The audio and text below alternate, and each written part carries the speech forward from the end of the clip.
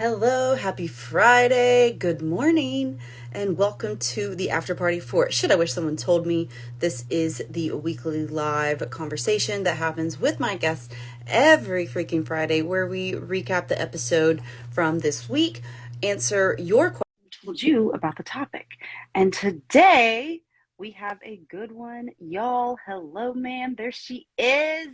Hello. The woman of the hour. So we are continuing our boundaries conversation.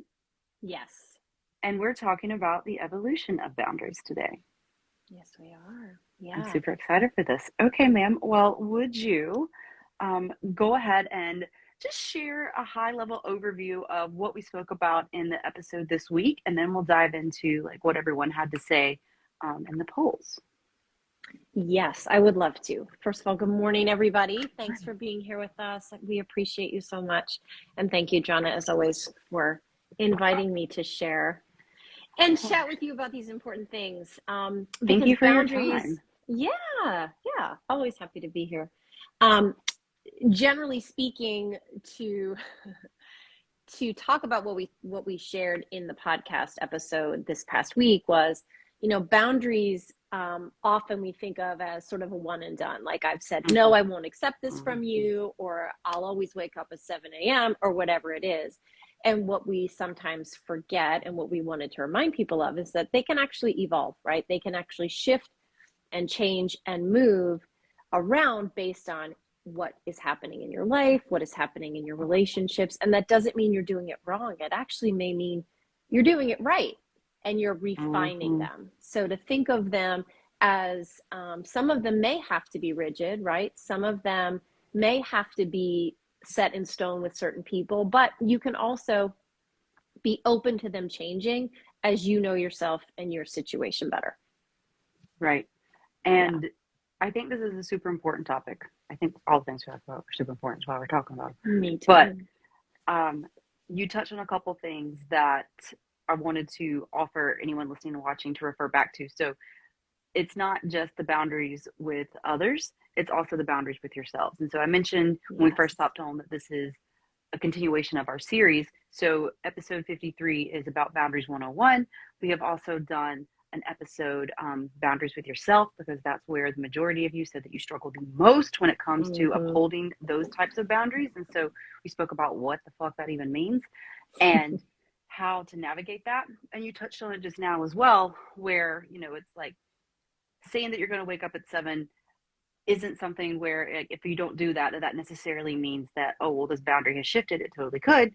But it could just mean that, like, hey, I know myself well enough now to know that that's not what serves me at this point in time. Yes. That's not what serves me today or even this week, just depending on what's happening in your life. And so that doesn't mean that your boundary's not working, right?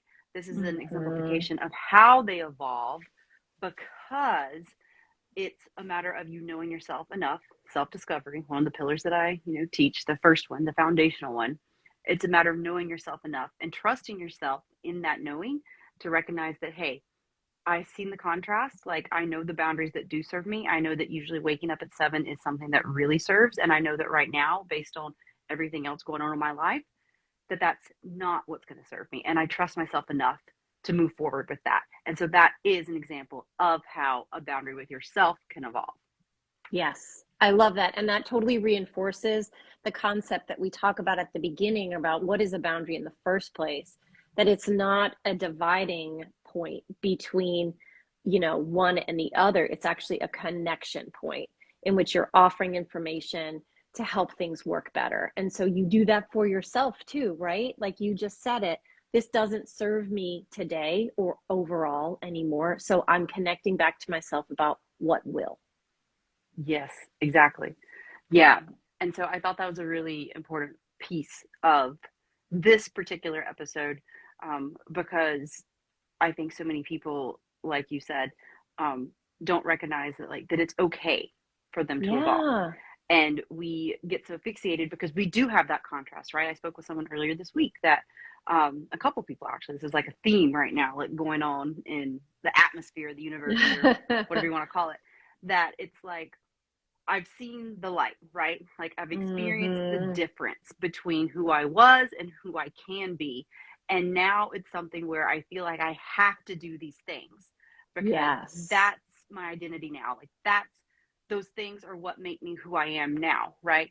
And so if I don't do those things, then I'm going to regress. And that fear is Yeah. what is preventing us from, allowing and from, opening ourselves up to that evolution and to that growth, because we kind of feel stuck between like a rock and a hard place, right? It's like, I don't really want to do this thing right now. Like there's resistance. Like I don't want to wake up, take it back to our example of 7 a.m.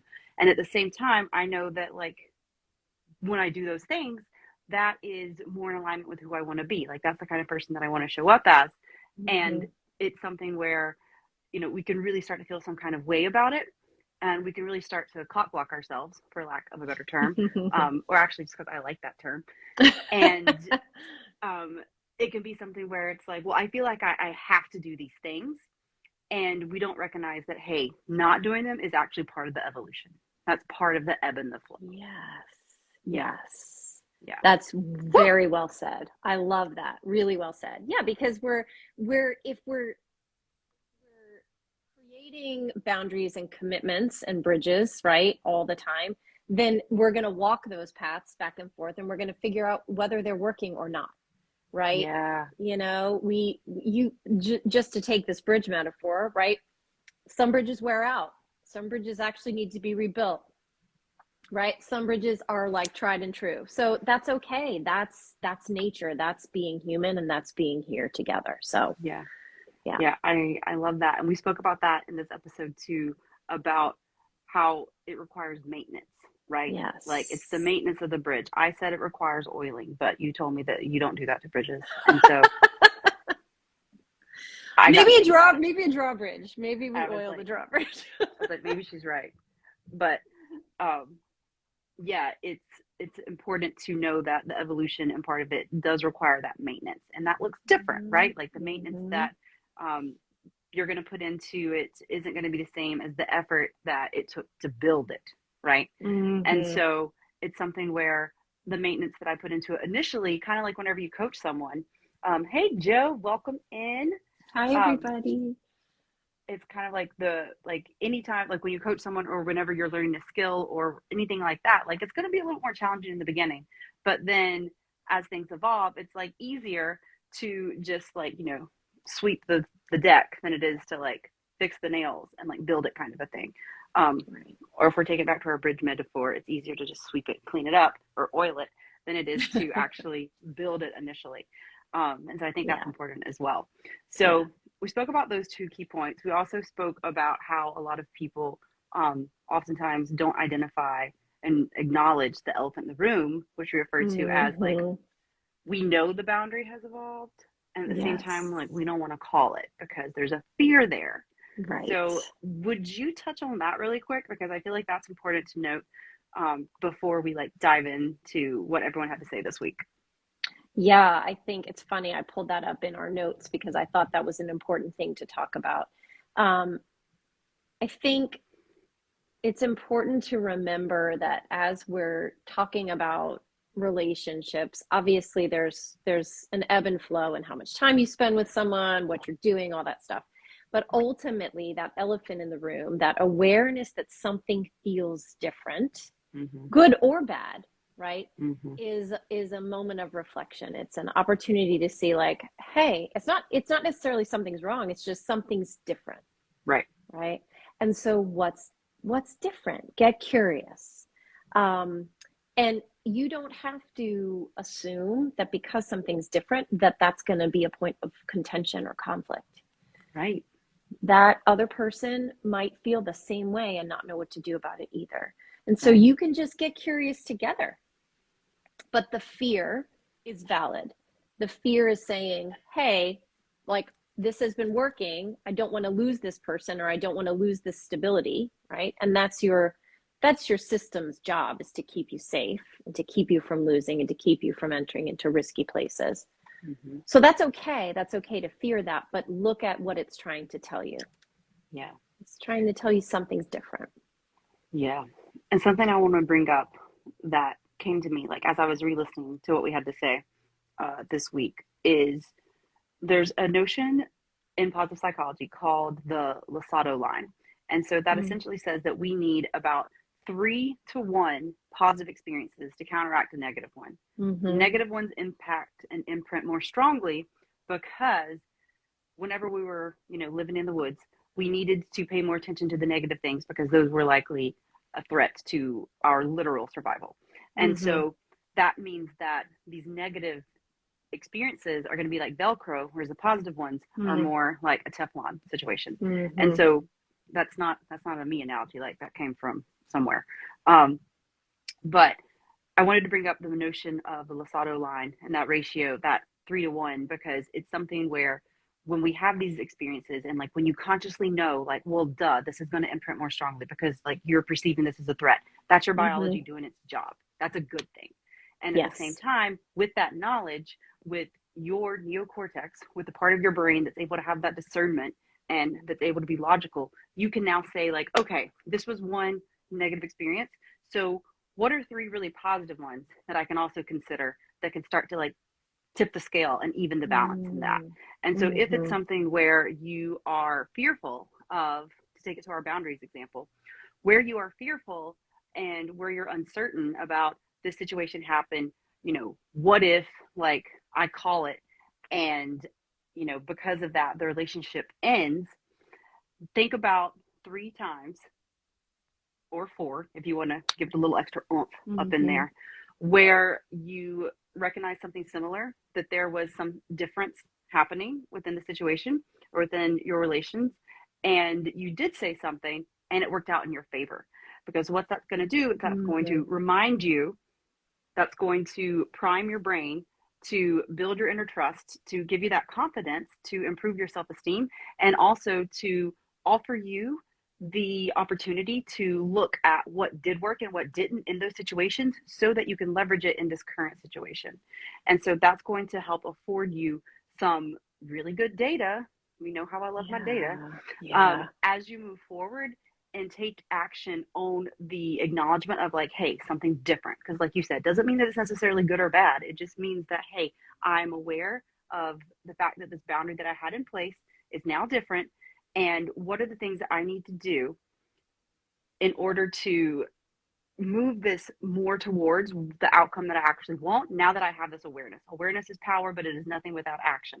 And so you Mm. need to make sure that you are leveraging your previous experiences for your future evolution to get you to be closer to where you want to be. And so that's a way that you can do that, specifically using positive psychology, using your personal experiences Mm-hmm. within this type of a situation whenever we're talking about the evolution of boundaries. What else is there to say? That I don't is know. so well said. And I think you said our own personal experience, and I just want to like point that out is everyone's experience is different, right? So when we're talking about these things, we're not saying it should be this way for everyone or that way for everyone. It's this journey inward to say, what is it that is impacting you, right? Mm-hmm. And what do you need for you?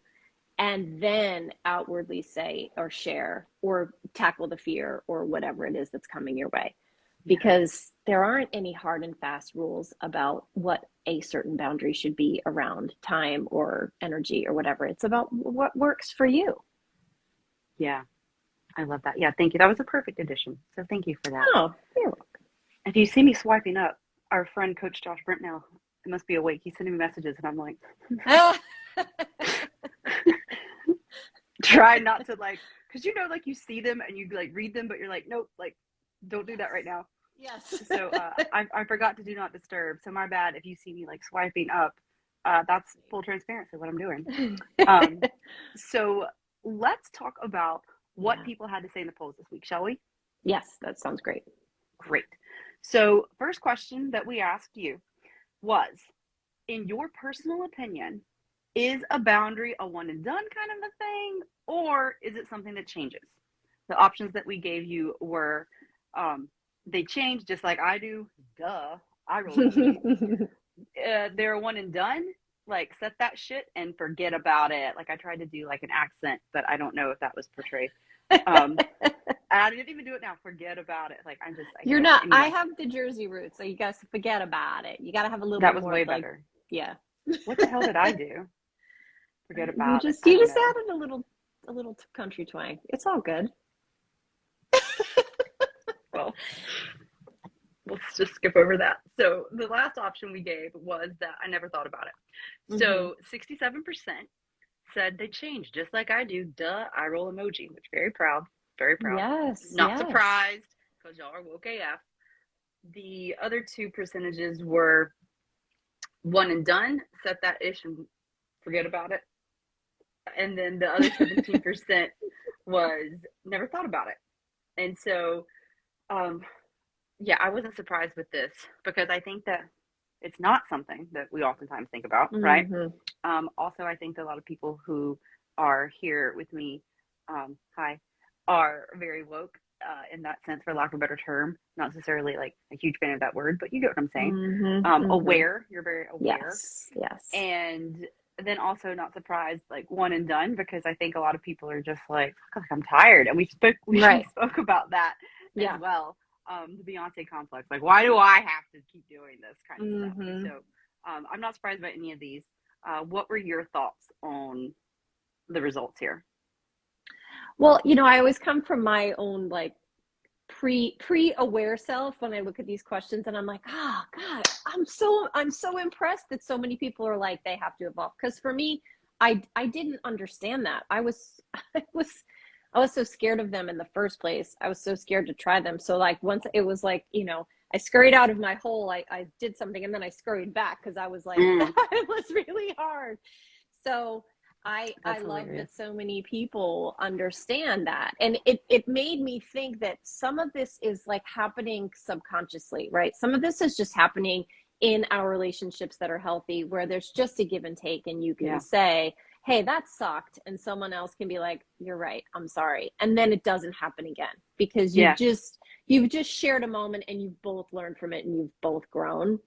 Um, but I think it's important to point out that some people just hadn't even thought about it in the first place. Yeah. And so that's an opportunity, right, for us. If we're noticing things that are out of sync somehow, that it Mm-hmm. might be because there's an opportunity to evolve or refine where we're at. Yeah. Yeah. I love the analogy that you mentioned about how you would come out, say something, and then scurry back to your hole. Like, that is that's like your anchor, right? Like that Yeah. hole is like your safety. That's something Mm-hmm. that Josh and I spoke about in the evolution of relationships. So it's interesting that you bring that up in the episode from last week, episode 71, where yeah, we mentioned like, it's important to have those healthy relationships where we are able to explore and be our authentic selves. And it's something where um, that's like how we build the inner trust and the confidence, like I was mentioning Mm-hmm. earlier. That's where we practice, like that's essentially like our training ground for the Yep. more challenging conversations. And when we do that within the safe spaces, then like we're slowly, step by step, building that foundation and building that trust within ourselves and building that confidence that, hey, Yes. like this is uncomfortable, this is tough, and I can do this also. Yes. And so Yes. yeah, one of the things that came up too, and I'll bring this up whenever we are answering the questions, is, well, what do you do if you don't have any experiences to relate it back to? Like I Mm. mentioned, I think of three positive ones. So we'll put a pin in that. Um, Mm-hmm. and we'll come back to that whenever we're answering the questions for today, because I want to touch on that for everyone. But spoiler alert, it does relate to having your safe container, um, or your community, which Shannon just spoke to, and I spoke to a little bit there as well. So yeah, we'll talk about that more in a minute. And yeah, any other questions that you have, make sure to put them in the question bubble, and we'll be Mm-hmm. sure to answer those for you while we were here. So, okay, let's move on to, oh, what's up? We got family in the house. Um, so let's move on to the next question that we asked, which is, when you set a boundary, how long does it work? So options that we gave were a day to a week, a Mm-hmm. month or so, indefinitely, I adjust accordingly. And so Mm-hmm. 45%, so majority, said indefinitely, I adjust accordingly. So again, kudos to you. Yeah. The remaining percentages were an even split, 27 and 27, between a week or a day or to a weekish, and then a month or so. And so I was not surprised by this, simply because, like I said, I think that a lot of y'all are woke, very aware. Excuse me. That's right. We updated that word choice. And at the same time, it is hard. It can be difficult. And yeah, I mean, I say it can be because I'm like, it doesn't have to be, but also like, that doesn't mean that it's not going to be uncomfortable, even if it's something that we don't look at it as like being a difficult thing. And so it's not surprising that, yeah, like just under half were like indefinitely like, I adjust accordingly. I think that's very healthy. Like, so kudos to you all. For those who said a day, week, month, I totally get it, because like I said, and like we speak about in the episode, like it's tiring. It's like, why do I keep having to do this shit? Why do I have to keep adjusting it when I said it the first time? Especially when we are in this click culture where it's easy for us to click away, block, find someone else, swipe left, swipe right, and just, replace whatever like that relationship was. And so I think that that's why a lot of us have superficial relationships as we're moving through, but that's a whole last another conversation for another day. But I do think that with that mentality, we have been conditioned in that way to not do the difficult things, to grow in our relationships in that way and build that relational equity, because it's so easy to just like flip away and like do something else. But then fast forward years later, like that shit doesn't work, because you're like, why are all my friends assholes? And it's like, well, you didn't do the things with the others to actually grow through the discomfort and build and develop that relational equity. You just threw them to the wayside, blocked them, ignored them, whatever, and now you're here. So that was kind of a long-winded response, but yeah, go. No, I think it's funny. I just wrote you don't have to cover your mouth. I just wrote a blog post about this, that we always think boundaries are these dividing lines where like if someone crosses it, we're done, right?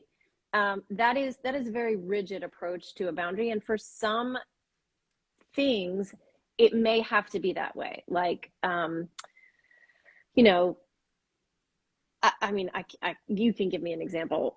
Right now I'm blanking, but for most boundaries, it's an offering, it's a connection, right? And so you're saying to someone, and if we look at it this way, we are able to grow through it. You're saying to someone, this is how I feel about this thing, and this is what I'd like for you to respect and understand about me, so that we can continue to build trust. We can continue to be in this time and space on this earth together, right? And it can be as little as, putting your dishes away, or it can be as big as, please don't interrupt me when I'm speaking, because when I was a kid, I didn't have the chance to talk, and it made me feel like I was this big. And so I need to feel, when you interrupt me, I feel unimportant and unvalued, right? So all of that is to say, this poll question, which was around, hold on, let me click it. How long does it work? Please know, yes, there can be times where you have to revisit to make sure it's working. That's the second part of boundaries, by the way. It's not just sharing what it is that you need, it's enforcing that you actually need it, right? With further communication or consequences. And they don't have to be punishments. They're just sort of like, okay, well, now I know I can't talk to you about this, or now I know this is safe for me or not. But the fact that it's not necessarily persisting is an indication to you, right, that either you need to recommit to it, you need to reevaluate it because it's actually not working. And that might mean you want to refine it, or there's something going on for you that's telling you, I'm not valuing myself enough or listening to myself enough to continue to enforce this boundary. Yeah. And Nikita said that's a beautiful perspective. So yeah, I think that's important. And you mentioned that the second part of the boundary is actually enforcing it, which throwback, once again to episode 53, Mm-hmm. like we talk about those four things, the four things that we see as not happening when it comes to boundaries that need to. Mm-hmm. And I mean, not to toot our own horns, but like this is a whole last like masterclass. If you just listen to those episodes in sequential Yeah. order, Yeah. like you will get a shit ton of value. That's an accurate term. Um, We've measured it, official folks. term, official terminology, Yeah. official terminology, a shit ton. Because we literally take you through like these are the foundational things that you need to know about boundaries. And then this is how to set and enforce boundaries with yourself, because that's where it starts. I don't know what that's about. Mm-hmm. We then talk about the evolution of boundaries in relationships, and then next month we're going to be talking about some other good stuff as well. Which, spoiler Mm-hmm. alert, we can give you a little insight into what that might look like. Psychological limits define personal dignity. Ooh, That's interesting. that's a good comment. Yeah. I wish you could loop in and talk to us about that. I think what you're saying there is like internally in our mind, what we've committed to or what we've committed not to go to dictates how we offer ourselves into the world and what our limits are externally. Yeah, let us know. Let us know if that's what you're Yeah, let saying. us know if that's what you're saying. Might be a Because time delay. it's what I like about that too, by the way, is we can always learn more, right? If it's our psychological and our sort of internal processing going on there, we can always learn more and adapt and grow if our sense of personal dignity and our sense of feeling safe, healthy, and comfortable isn't quite right for us. We can adapt and we can learn more so that we can feel more safe, healthy, and comfortable. Yeah, and we talk about that a lot as well in terms of like what's needed so that we can feel feelings of self-esteem, self-actualization. So I'm a big supporter of the hierarchy of needs um, in that way. And that, yeah, like we need Mm-hmm. to have like things met before we can actually advance to these other levels, so to speak, or experience rather, maybe not advance, but before we can, Mm-hmm. go up that ladder. And yeah, Yeah. safety, healthy, and, comfortable things are part of that. And Yeah. so, yeah, it's part of that evolution. Yeah. So yeah, Yeah. so thank you for sharing. Um, let's talk about the next poll question, and then we'll go, or excuse me, the next poll response, and then we'll get into some questions. And so the next question that we asked was, how do you respond to the realization that a boundary is not working? Options Mm-hmm. we gave were, I feel uncomfortable or anxious. Mm-hmm. I overcompensate, try to fix. I shut down, I give Mm-hmm. up, I'm tired. And then I get combative / resentful. Yeah. So 45%, this is the majority, I feel uncomfortable, anxious. Mm-hmm. 27%, I overcompensate, try to fix. 18%, I shut down, give up, I'm tired. And 9%, I get combative, resentful. Mm-hmm. Questions or comments on that? I'll let you go first. Well, first of all, I'm impressed that people could choose one of those because I pretty much do all of those. As I was doing the poll results, I was like, I should have done a DM me all of the above, because yeah, as I was doing this, I'm like, well, fuck, I've done all of the above, depending on the situation and the Exactly. And the circumstance, and like, person. and the person, yeah, which we talk about as well, like depending Mm-hmm. on, who that person is, the relational integrity or equity, excuse me, that you have built up with that person, Mm-hmm. like that's going to Mm-hmm. depend on like what you do allow in the evolution of that boundary and like how Mm-hmm. long. Because I'm gonna put up with some shit from some family members that I will not put up with some Right. shit from like people that like my coworkers, like Right. totally different, totally Right. different. Exactly. Um, Exactly. And so I'll be like uncomfortable and anxious with one, or I'll just sort of shut down and give up with another. yeah, Um, and there's also like a hierarchy I go through. Like I feel uncomfortable and anxious, so I, with some people, overcompensate, try to fix. With other people, I shut down. With other people, I get combative. So, it's all of that is to say, if you feel all of them, that's fine, right? That's okay. yeah, That's normal and natural. I think what's important to notice is you're having a reaction, right? The boundary isn't working and you're feeling some kind of way about it. And that's good because that's giving you information about not only the fact that it's not working, but how you cope with and translate that information into your emotional state. And that's another way of tapping into what it is that you need, right? If you're feeling anxious and uncomfortable, then you need reassurance. Maybe you're not getting that from the person you're having this issue with. Who can you get it from? Can you get it from yourself? Can you slow down enough, right, to verify and validate, like, this is okay, I can get through it.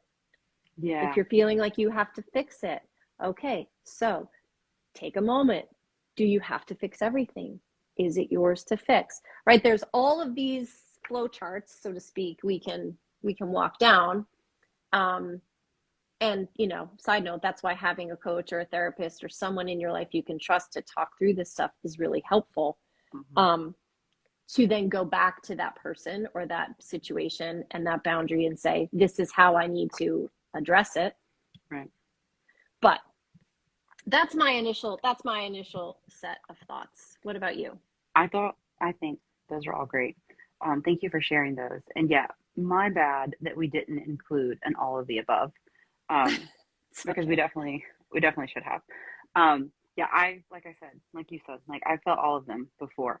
Yeah. I think that my OG default was to get combative angry. We've spoken about this in a lot of episodes, particularly a lot of these boundary episodes where I would my way of shutting down and giving up was to just be angry so that people wouldn't want to talk to me, because who wants to be around an angry bitch? No one.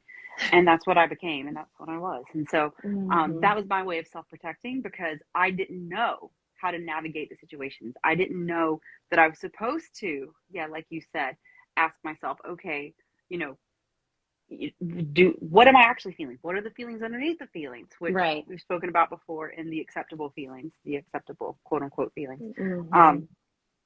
Because like no one never told me that shit, which is why we're here right now having this conversation. And so I think that it makes sense to me. 45% of people, I feel uncomfortable, anxious, because I think oftentimes that's that surface feeling, right?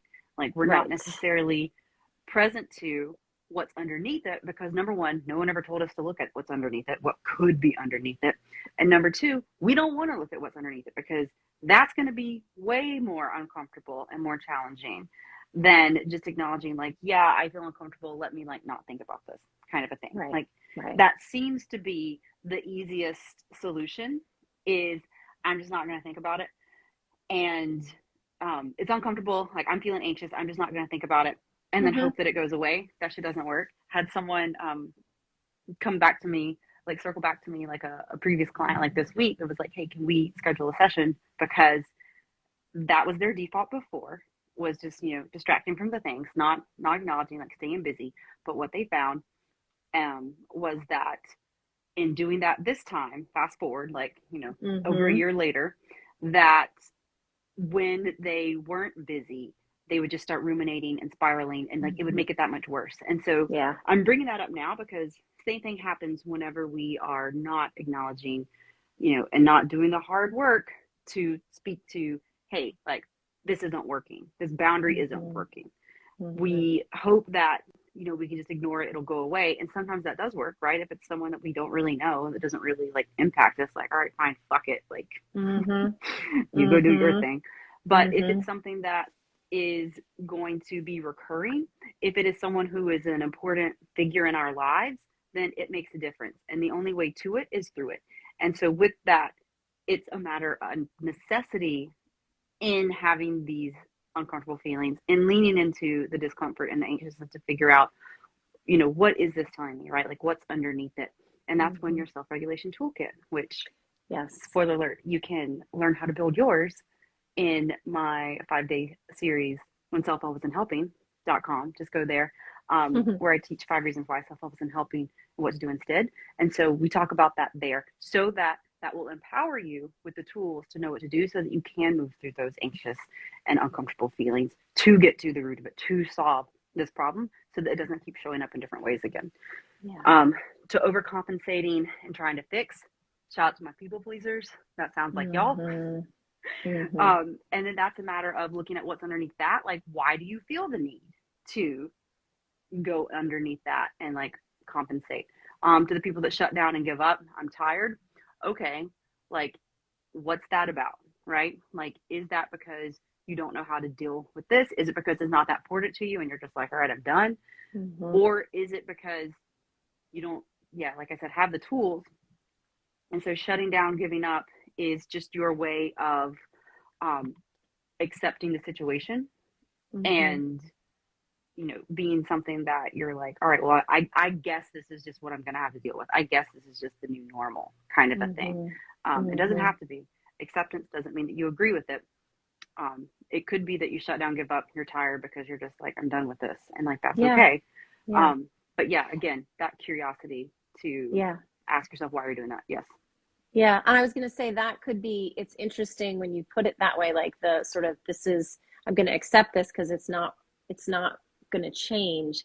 That could actually be a boundary that you're aware doesn't work externally, but Mm-hmm. internally, a boundary for yourself is I'm not Mm-hmm. going to expend my energy on a situation that does not ultimately, you know, bring me what I hoped it would. And so Right. I can honor my boundary within myself by understanding that that boundary will not be held Right. externally, and that's okay. So there's a way to have them work together, Mm-hmm. um, even though it's different responses, right? The walk away versus the holding, Yeah. they work together. Yeah. And we spoke about an example of that that I just want to bring up in the episode, a time boundary, right? Where I was Mm-hmm. dating someone and I was like, hey, we need to be here by this time. And he just could not do it.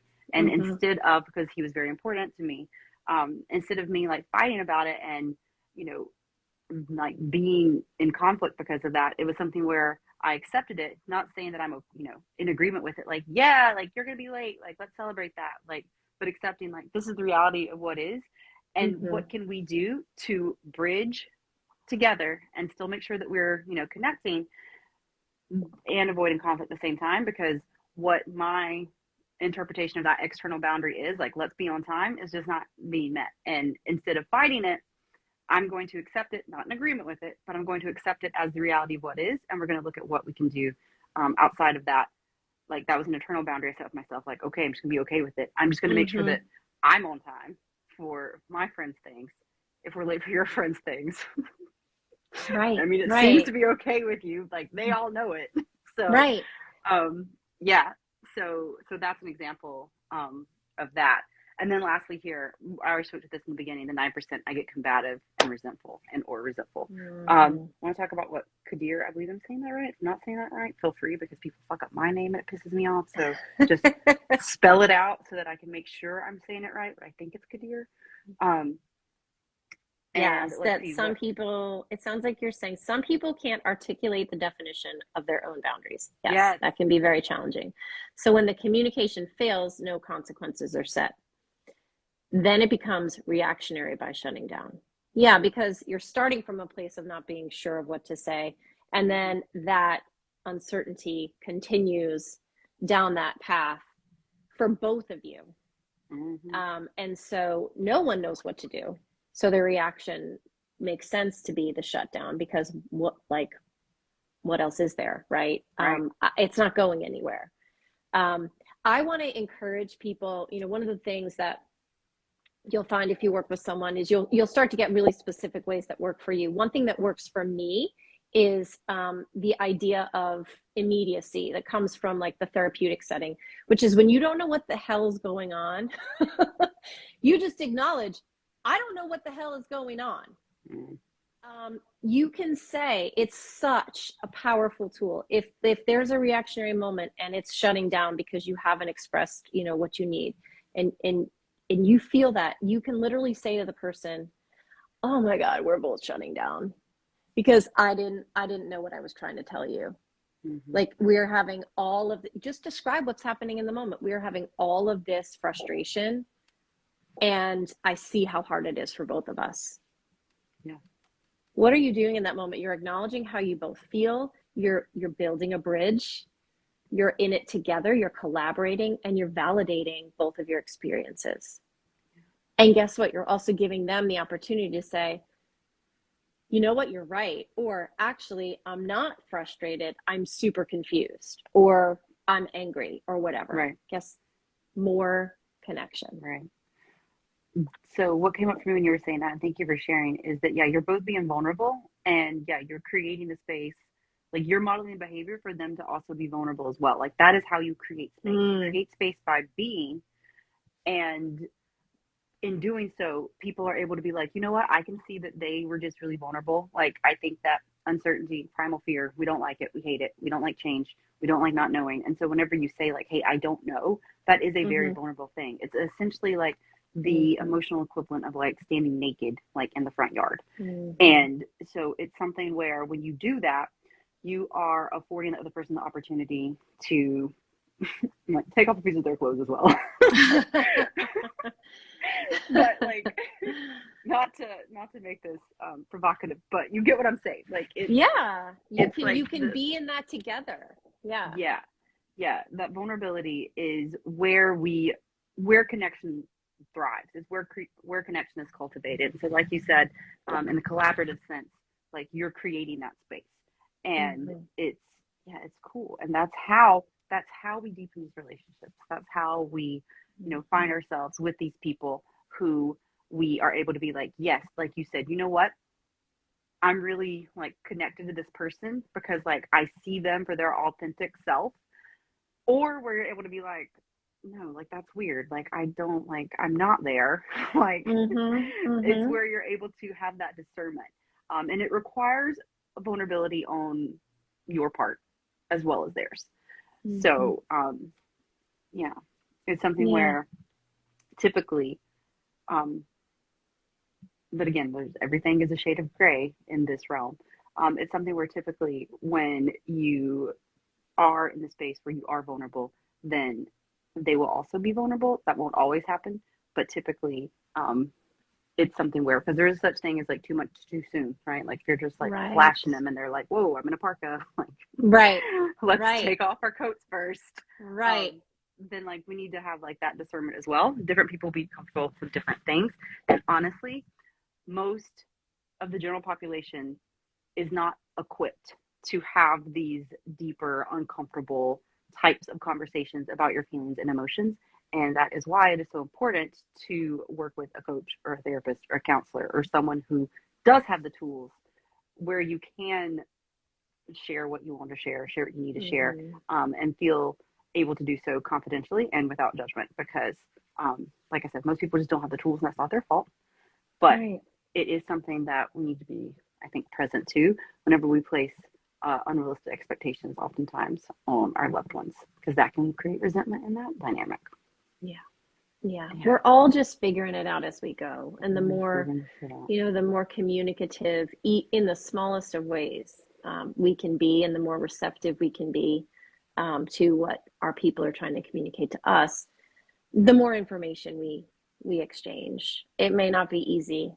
There's lots of skills that go along with that we need to develop. Communication is the key. And thank you for that next bit. 84. It's maybe not something we've learned how to do perfectly, but that doesn't mean it's not worth the effort. Okay. Well, we've done a lot of talking and recapping, and now let's dive into the questions. We only had one this week, and so I want to speak to that one first and then circle back to what I wanted to put a pin in on, that I mentioned earlier. So question for this week, we asked, what questions do you have about evolving boundaries? Just like we ask you what questions you have every week. And if you watching right now have more questions, just pop them in the little question bubble thing. So the question was, at what point do you accept and take the next step that your boundaries are not going to be respected? Yeah, I loved this question. This is gray. This is real gray. Yeah, this is totally gray. Like my hair. So obviously the answer to this is different for every single person, right? Every single person's limits are different. And your limits are valid because they come from your experience and what you've learned. Okay. Yeah, we weren't, I don't know how to say, last name Stallings or Stallings is part of your name. We weren't born with instruction manuals. We are all still learning, right? And so as we learn, what we have as a limit can change as well, by the way. So the answer to the question of like, how do you know when to sort of throw in the towel, right, versus stay in the game, is going to be very individual to you. But I can tell you that I think a universal piece of that answer is when you start to notice, right, that you're having feelings that are indicating something is off. Maybe your sense of self is going down. Maybe you're feeling anxiety. Maybe you're avoiding a phone call or, scrolling past a message that you get from somebody. There is a internal retraction of sorts or an internal intensity around someone saying something to you, and it's impacting the health of your relationship. Right? To bring it back to that bridge metaphor, Keith is fine. Hi, Keith. Thank you. You're helping us. So to bring it back to that bridge metaphor, your bridge is in disrepair for some reason, right? Maybe there's a pothole you keep bumping over, or maybe it's just worn out. You notice it, and the real question then becomes: is that something I have the bandwidth to fix on my own? Is that something we both need to pay attention to? Where do I begin? That's maybe not a full-fledged answer, but I think that leads you to what the answer will be for you individually. That's where I would start. What do you think, Johnna? Yeah, wise words. Thank you for sharing. And yeah, to what Keith said, thank you for clarifying your name. We weren't born with instruction manuals. We're all just still learning. Yeah, that's like something I say all the time is it's all just R&D, or it's all just research and development. And so I feel that like, yes, like hashtag amen. So thank you for sharing that. At what point do you accept and take the next step that your boundaries are not going to be respected? So I love what you had to say as, yeah, like a way of kind of identifying, like what's happening internally. And like you said, like for you. And so for me, what I would say to this is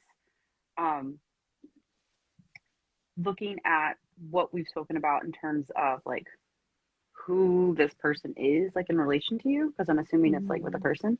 And then from there, like what is your limit? Like what are you willing to like tolerate, like in that sense? Like how important is it to you that this is like someone that you have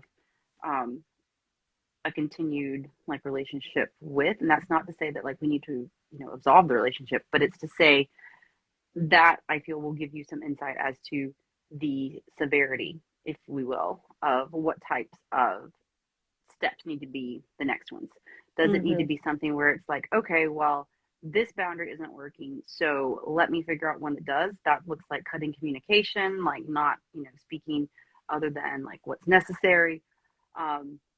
Or does it look like continuing to like come back to have a conversation with that person, depending on like who it is? And if so, like how long are you willing to do that? And so I think that, yeah, there's a lot of different ways that we can go. There's a lot of different flow charts, if you will, like to use Shannon's analogy from earlier that we can take. But just thinking about what the significance of that relationship is to you. And with that, knowing what it is that you are willing to, and let's just say endure, right? Like, what are you willing to put up with? Like, how patient are you willing to be in order to get a resolution with that? And what is the resolution that you want? Like, what are you trying to get from that boundary? And are there other ways that you can arrive at that point, arrive at that destination, without the boundary that's not being respected? And so lots of different homework items on that one. But yeah, like it's all gray. So what's going to work for one person isn't going to work for the next. And what would work for those same people in their specific instances is going to vary based on the emotional bandwidth that they have at the time, based on like the person that it is with, And so, yeah, lots of different factors come into play. But I do think that acknowledging, yeah, the significance of the relationship, what bandwidth you have in terms of navigation, and what you're willing to do, and what you want the outcome to be, would all serve in considering when you will know it's time to accept, which, BTW, reminder, does not mean that you agree. It means that we're no longer taking that energy and expending it on the fighting of, what the reality is. It means that we're now taking that energy and leveraging it to get the outcome that we want, which you'll be able to do because you will have identified what you hope to get from that boundary in the first place. Yeah. So. Yeah. And I want to add to that, what you hope to get from that boundary, right? That idea of what's the guiding overarching principle here, is really rooted in what you value, right? What are your personal values? So if you're stumbling around, I'm not sure what the answer is, maybe take that question. Say, what are my deepest things that I value in my life? Is it, stability, adventure, and family, or is it independence? Yeah. Right. Like, are they different? And that might be an entry point into what are your limits? Where is the dividing line of this boundary that tells you need to shift, and you need to let it go. Yeah. Well said. Yeah. Thank you, ma'am. You're welcome. I told someone I'm going to send all my guest mics so that they can just drop them at the appropriate moment. Was that a mic drop moment? I think so. Thanks. Yeah, you've had a few. So with that, thank you. So with that, if you have any other questions, like if you want any clarity around that, slide into our DMs, let us know. We're here to help. We're happy to do so. Absolutely, yeah. The other question that I wanted to circle back on that I mentioned earlier when I was speaking about like the Lusato line, and think of the 3 positive experiences, maybe 4 as a bonus to tip the scales if you are fixated on the negative, like the what if you don't have 3 positive or 4 positive experiences? Like, you have 1 positive experience where you have, acknowledged and called like, hey, boundary isn't working, because either A, you've never done it, or B, you've done it and it has not gone well. So what do we do in those instances? To those instances, and I'm excited to hear what you have to say. I'm putting you on the spot. This was unrehearsed. I know, I'm nervous. I'm like, I don't know what my answer is. You tell me yours first. So my answer would be that in those moments, like when you don't have anything that works, ask people who have had experiences where it's worked. Reach out to a coach, ask them what's worked. Ask your friends, ask people whom you admire. Hey, have you ever had a situation where a boundary's been disrespected and you've called it and it worked out well in your favor? Ask people, what has their experience been like? And then whenever you have a bit of understanding that, also you can, probably YouTube that shit. Like, there's a ton of people just talking randomly on YouTube. But asking people, because community, that's what I was saying earlier as well. Like, it all comes back to community. We as humans are social creatures. And so we're going to trust those that we know. And so it's something where when you get their insight, that's going to, as a byproduct, give you confidence and trust in the fact that, like, well, it worked for them, so I know them, I trust them. That means that I'm going to believe that what they said will probably work for me too. That's why we ask people for advice. That's why we go to the mechanic that our friend recommends versus the one that has 5 stars from a bunch of strangers we don't know.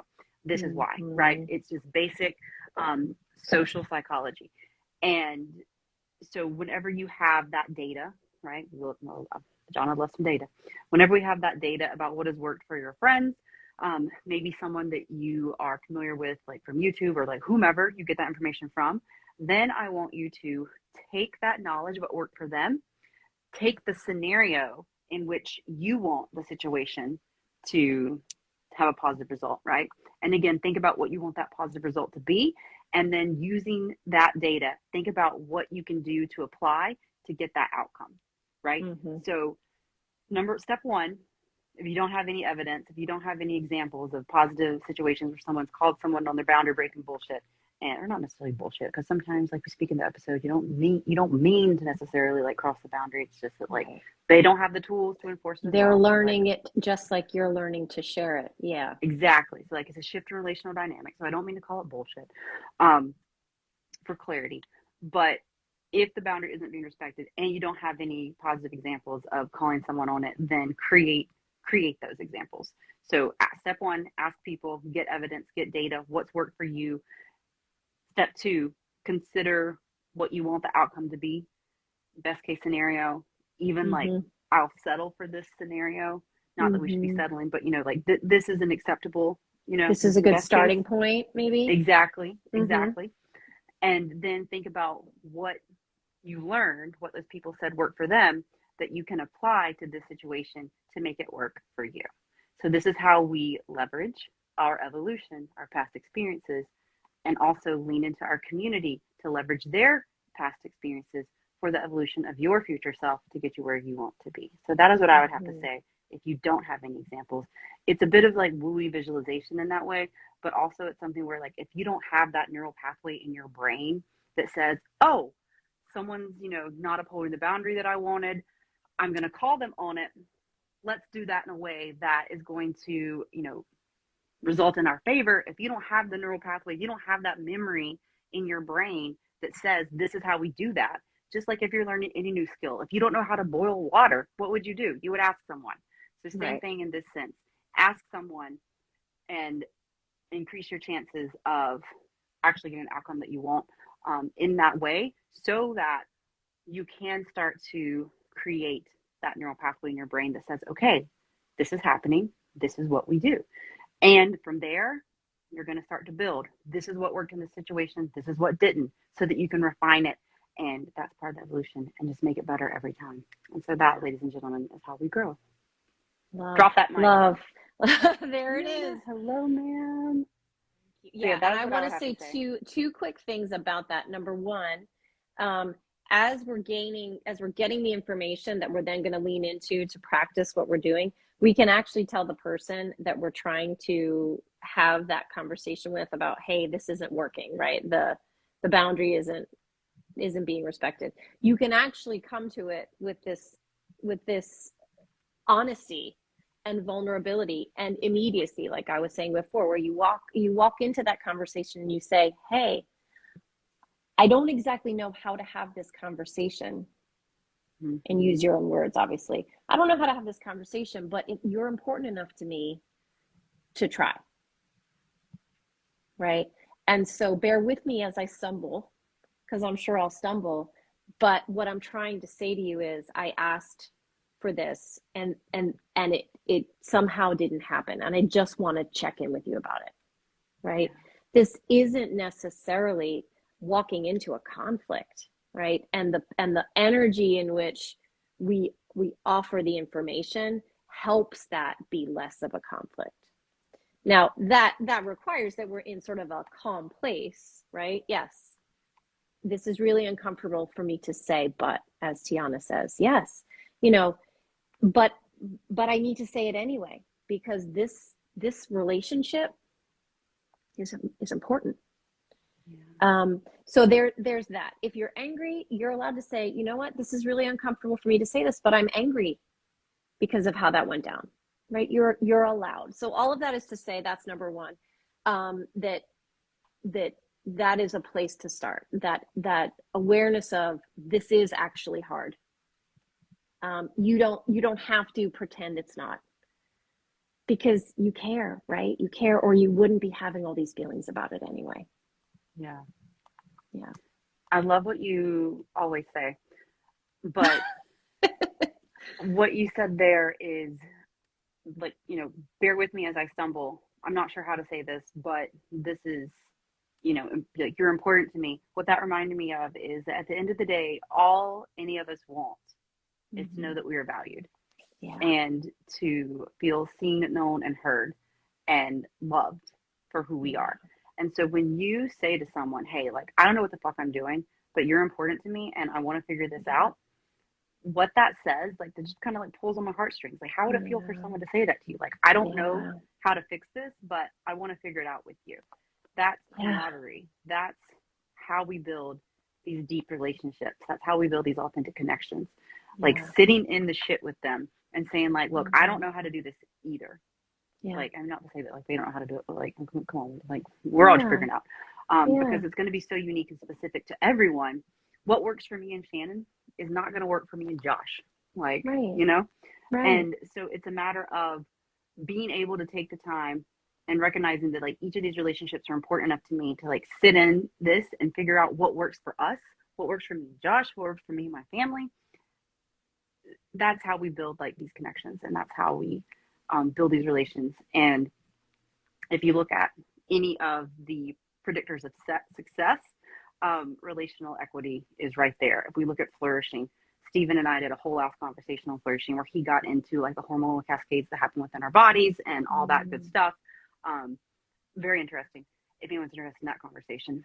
But the end result of that, and if you look at the research in positive psychology and people who've studied success, it's not necessarily the commitment and the dedication and focusing on the one thing. It's the fact that they had relations and connections that supported them to keep going during the dark times. And Mhm. so that's why it's so important to have all these conversations about boundaries, because yes, while relationships are important, it's not as easy as just saying like, okay, let's be in a relationship. Like it gets sticky, it gets Right. ugly. Yeah. We get scared because we're like, this is an important person to me. I don't want to say anything to fuck this up. And Yeah. in doing so, that inaction fucks it up. Yep. Yeah.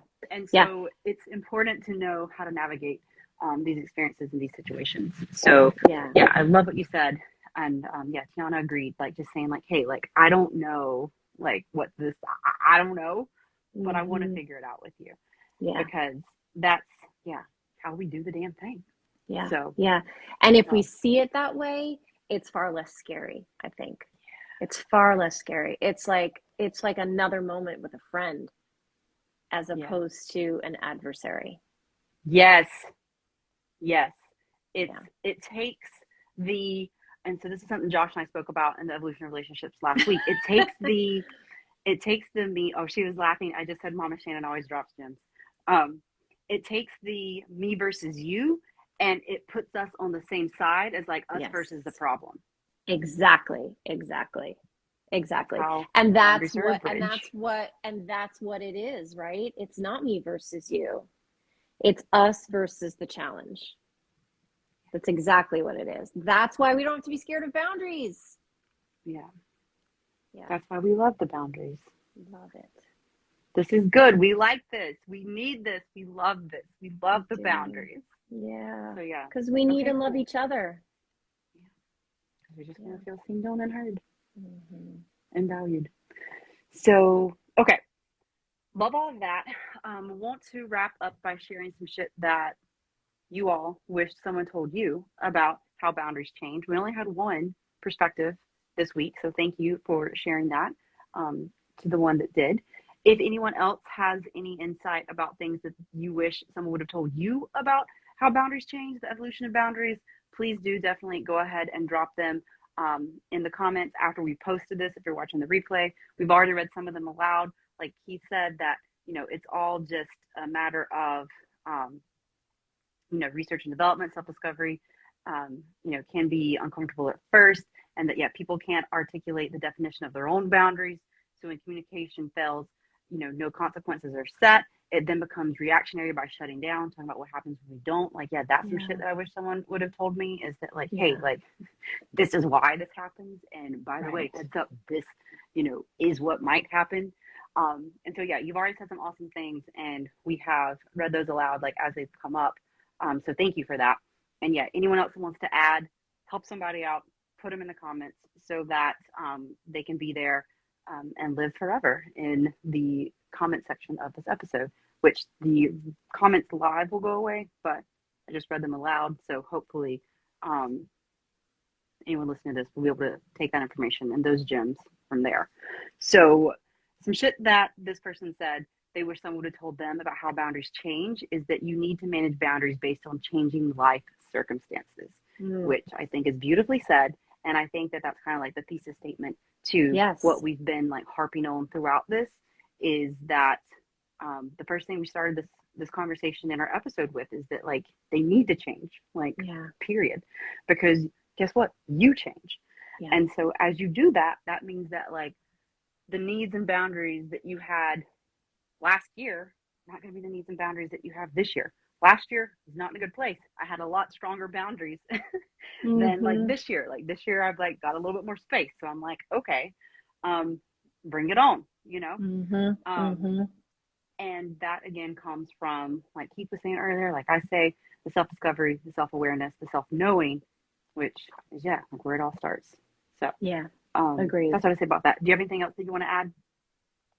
I think it's a great way to kind of tie it up into a little bit of a package, is the idea Mm-hmm. that, like, because everything is always changing in our lives and in the world around us, obviously the rules by which we engage with that will need to be examined. It doesn't mean every single rule is going to change, or every single limit is is in need of a shift. But if it does feel like it needs to, that's actually a good thing, right? We don't have to judge ourselves for that or feel bad about that. That's just information that means things are refining. And I would say for the newbies in the boundary world, like I was, I struggled with this for a long time. Just just a reminder to be patient with yourself as you're learning this Mm, information and as you're practicing and implementing it, because it's a skill just like everything else, right? We didn't learn anything perfectly right away. We had to actually do it a bunch of times to get pretty good at it. So um, just give yourself some grace as you're learning what your limits are, as you're learning how to express them, as you're learning how to enforce them, and as you're discovering conversations you need to have about it, because it's yeah. it's all it's all it's all a skill. R&D. Yeah. Yeah. Yeah. Yeah, I love that. And yeah, I like the we didn't learn anything perfectly. Like to that, like I think that you know, perfection is kind of like a myth in a sense, right? Oh, Like it's like absolutely. we don't like what's perfect for this situation, like what's perfect for you and me, not be perfect for me and someone else. And Mm-hmm. so yeah, it's all just like you said, like an evolution in that way. Yeah. Yeah. I love that. Got the mic. Okay. So let us do some rapid-ish fire questions for you, and then we'll Okay. call it. Okay. Does that sound good? You Sounds ready? good. Yeah. All right. Question number one. There's only five. How would you describe your evolution? Oh, remember that little creature that would scurry out and then scurry back? From the beginning or from the middle of our conversation? Yeah. So that's how I used to be. And now I open my door, I look around, I appreciate my surroundings, I come on out, and I just share what I need to share.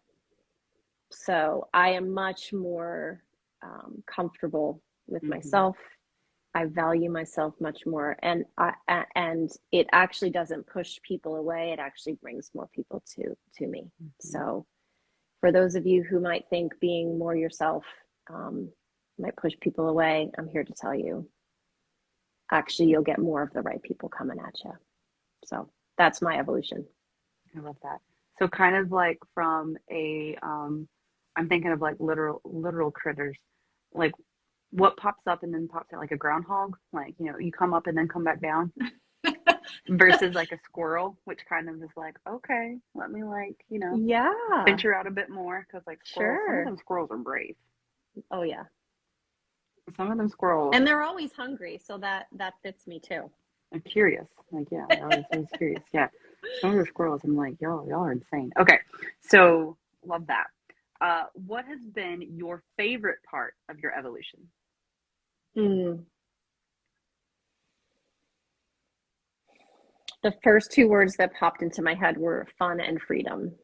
Mm-hmm. Just the level of freedom I've given myself to be authentically me has just created so much more opportunity for for fun, you know, and for authentic fun, right? Because I'm not trying to be something for someone else or trying to do something, you know, that's always about everybody else, but Right. there's room for me in there. I love that. I didn't Yeah. mean to laugh while you're saying that, but Keith said, crawling out of the primordial ooze. Now I'm walking on my knuckle with like a little party and little like crying emoji. Yeah. Yeah, that made me laugh. Um, yeah. Me too. Yeah. Yeah. Yeah. That's It's so funny fun. It's freedom. fun, you guys. Like I know maybe it feels weird to talk about something that's hard that ends up being fun, but like it's it's good to Once enjoy things. once you learn, and I think that this might ring true for you, so let me know if it does or doesn't. But a lot of my clients say that like they kind of start to like it. They kind of start Yeah. to like the discomfort because they know that that means like, hey, like I'm gonna get this good thing. Kind of like whenever you like go to the gym and you do a really hard workout because like you know you're gonna feel better afterwards. Mm-hmm. It's like not like a masochist in that way, but it's kind of like you know that you're doing this because like there's a greater tomorrow kind of a thing. Yes. And Yes. so that makes it fun because once you know how to navigate, once you have your self-regulation toolkit, once you know like, hey, this is going to be uncomfortable and like let's fucking go, like I'm ready, Right. like Right. this is going to be a shitty ass hike, but that sunrise though is going to make it worthwhile. Mm-hmm. I think that that's how we start to really lean into the evolution of Yeah. ourselves. Yeah. And what you discover about your capability along the way Mm-hmm. of that tough hike or of that intense workout or whatever is also really powerful and encouraging and positive. Yeah, which is what they say about it's not, the destination, it's the journey kind of a thing. Mm-hmm. And Mm-hmm. so I like to bring in these little like quotes and mantras because I think a lot of times I know my younger self used to read that and be like, that's some obnoxious bullshit. Like, and so whenever I'm able to be like, this is what they meant there, I like to point that out because it's like, oh, okay, well I get it. I get it Yeah. now. Yeah. Because yeah, like just reading the quotes, I'm like, it's fucking dumb. Um, I know, and quotes can just sort of be, you know, like you were talking earlier about just continuing to swipe through to replace yeah, um, an experience or a challenge or whatever. woo, We can use those quotes to be like, oh, I got it, I figured it out. Self-help check, right? Moving yeah, on. yeah. But Which, yeah, we can go into confirmation bias whenever we talk about that bullshit because it's like, oh, someone else said it. Like, yeah, that makes sense. Which we can talk. I mean, I know a person that like lives their life by like that kind of stuff. Just finding quotes to like affirm their beliefs at the time, and I'm right, just like, right. mm, Right, um, right. So yeah. So I'm with you on that. yeah. And Keith says, just like any road trip, the journey can be as fun as the destination. Yes. There's Mm-hmm. something that I posted. It was like a reel of someone talking where it said that, the person who's going to go the furthest isn't the person whose like sights are set on the destination. It's the person who is in love with the journey. And Mm. so that person isn't going to stop because they've learned the tools to navigate. They've learned the tools to evolve and they're going to keep rinsing and repeating. And so it's not that they're fixated on the destination. Like, okay, they get there. Like you said, check, I'm done. Like I see the quote, like I'm done.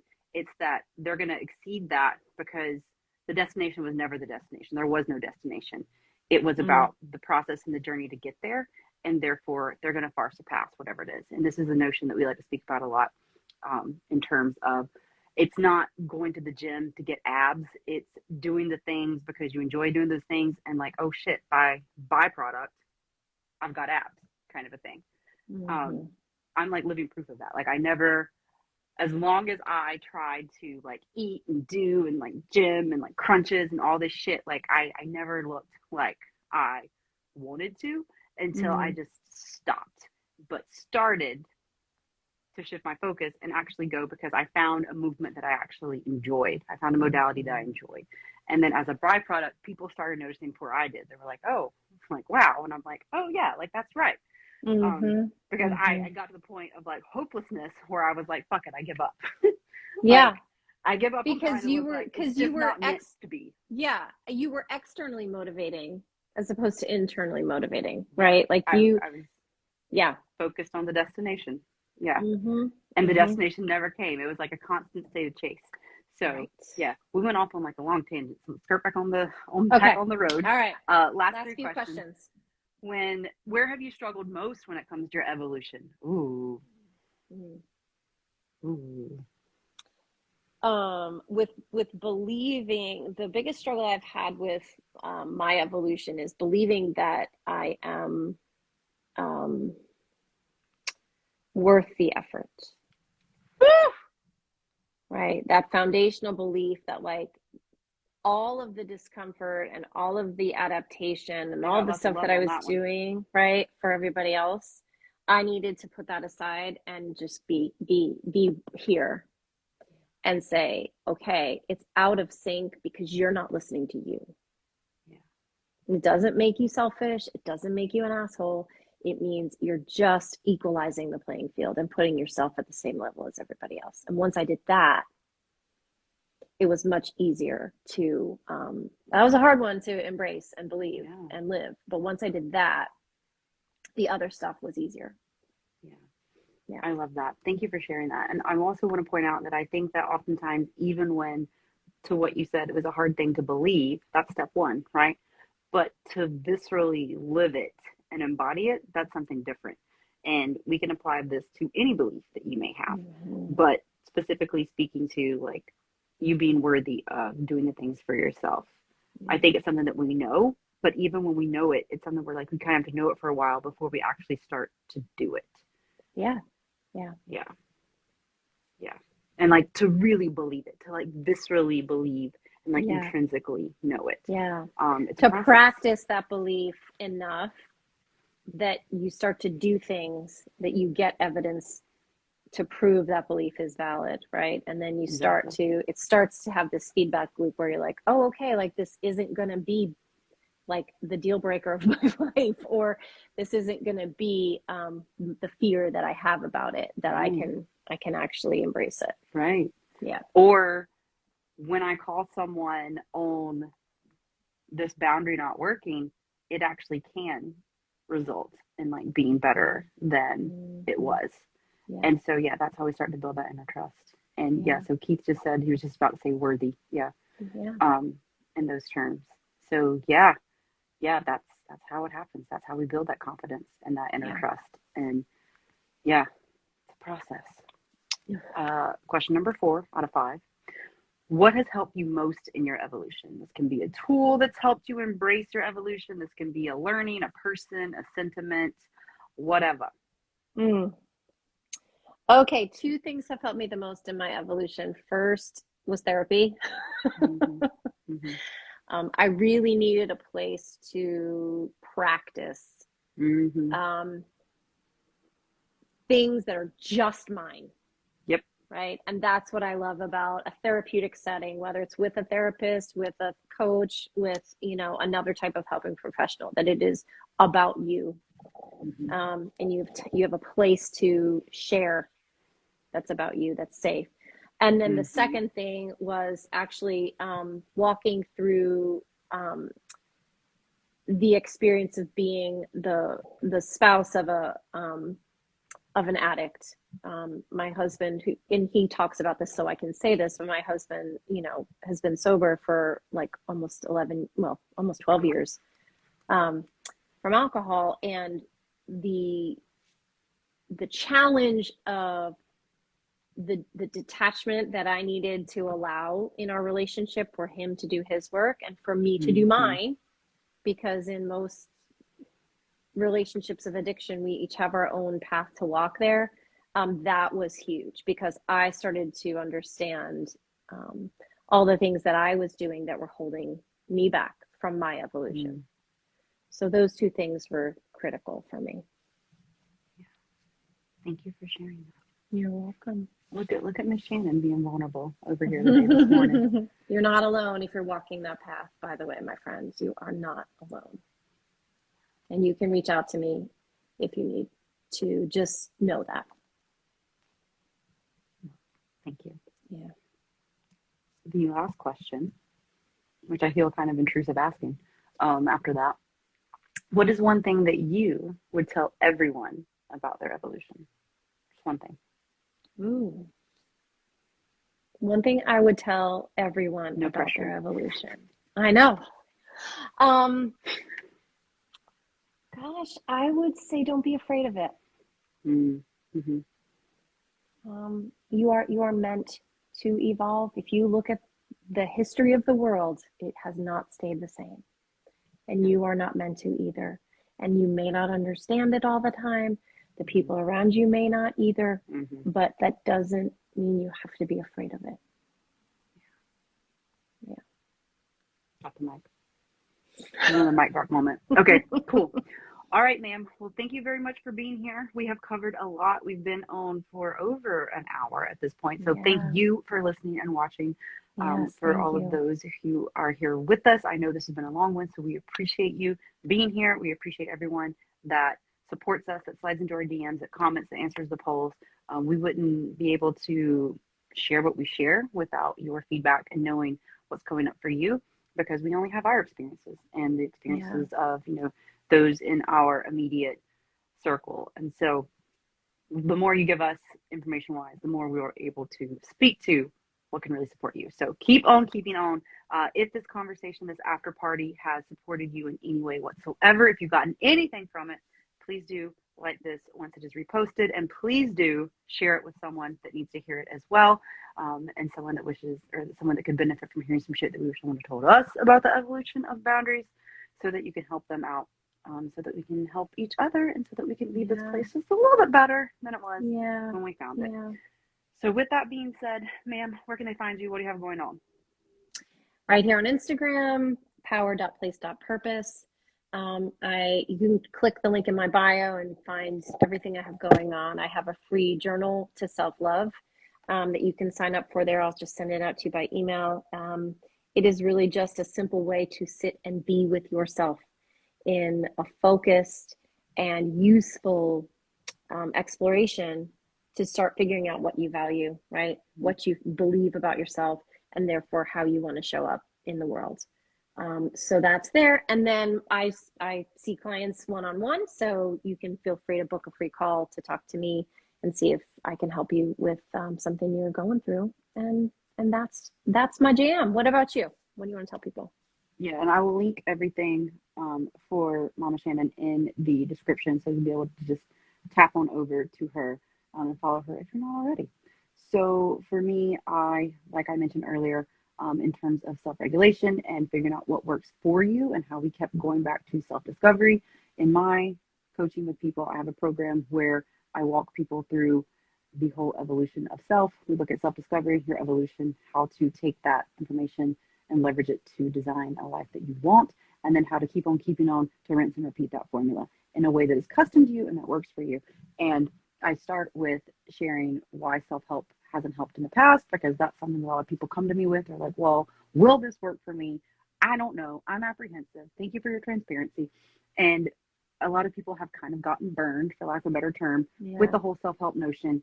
And so I have created a free mini series, which is a 5-day training that teaches you why self-help hasn't helped and what to do instead. And I mentioned earlier, there is a self-regulation toolkit in that. I give you a metric so that you can actually track what's working and what's not based on your happiness and confidence, because that's what 99.9% of the people that I interact with, that I see, tell me are their main concerns. And so those are just two examples of the tools. There's like a different tool for each of the 5 days. And so if you are like, that sounds like something I'm interested in, then definitely go ahead and head to whenselfhelpisn'thelping.com and you can get it for free there. Otherwise, on Monday, we have Sebastian Rusk, who is someone from a former life of mine, joining me for an episode on evolution being a choice. It's going to wrap up our evolutionary focus for the month of October before we move into a life redesign, which is going to be our focus for November, which we spoiler alerted what we're going to be sharing in our boundaries conversation for November. We're going to be talking about how to redesign those boundaries, specifically in a familial sense, since most of us are going to be spending time with some family members during the holidays, or some people that knew younger versions of ourselves. So we're going to be giving you some tools to navigate that coming up in our next conversation. But on Monday, 8 a.m., me and Sebastian are going to be talking about evolution being a choice. He's going to be sharing a bit about his personal story of evolution. And so that's going to be going live at 8 a.m. wherever you love to listen to podcasts, or on YouTube if you're interested in checking that out. But yeah, otherwise, you can find us here on Instagram. You can find me on Instagram. And yeah, that's what I got going for you. I'm here. Sounds good. So many good things. So many good So things. many good things. Yeah. So yeah, thank you, Keith. Thank you for joining in, everyone who was here. And yeah, like I said, do please share this on your stories, or share this specifically with someone that needs to hear it, and help them out as well. That helps us out because it helps us spread our message. We're only two people talking, and so we can only, reach out to so many people. So if you know more people that would benefit from this, please do share it with them so that they can. Yes. Yes. Right. And thank you for being here with us today. Thank you. Yeah, so, thanks, Johnna. Have a wonderful weekend, and let us know if you need anything, and we'll see you on the screen. Okay. Bye. Take care. Bye.